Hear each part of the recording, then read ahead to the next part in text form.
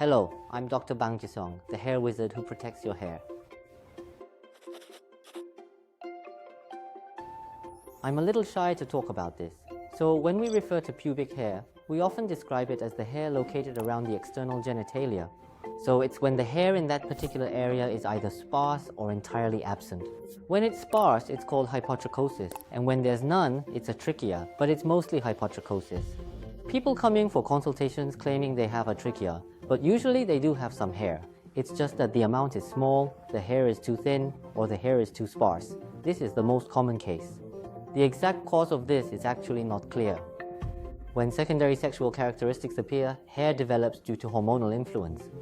The hair located along the midline, in the central part of our body, is significantly affected by sex hormones.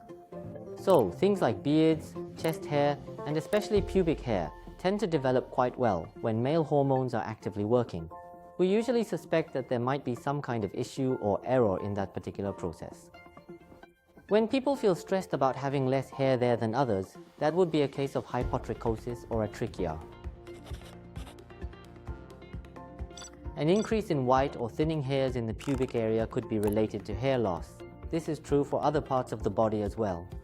When hair thins or white strands appear, it is frequently interpreted as a negative indicator for hair regeneration. Therefore, if such hairs emerge in the pubic area, it is quite understandable to be concerned about it potentially leading to hair loss.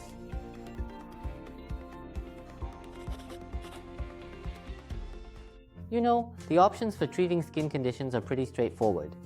If there's inflammation, we commonly use antibiotics or antifungals to alleviate it. If the inflammation stems from an internal bodily issue, then steroid compounds or hormone preparations might be employed to create an anti-inflammatory effect. These are frequent approaches.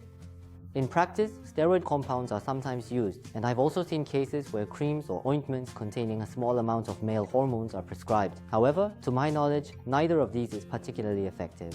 Therefore, if you suspect hypotrichosis, it is a good idea to first review your lifestyle habits. This is because it is associated with stress, and, without going into too much detail, there are subtle intertwined issues such as hormonal problems that are at play. I recommend you get a blood test or similar examination to check if there have been any changes in your body's condition. And if no other specific causes are identified even after that, treatments involving steroid compounds might prove effective. For hypotrichosis or a trichia, hair transplant is the most effective. Because transplanting hair from the outside inward to create the desired shape is the most effective solution. Patients often have a specific design in mind for their pubic hair. We commonly refer to it as the bikini line. The desired fullness can vary depending on how lush they want it within the designated area, while ensuring no hair protrudes when wearing a bikini. I typically transplant between 800 and 1200 grafts. If a patient values symmetry between the left and right sides, I emphasize that. Otherwise, that area also has a natural hair growth pattern.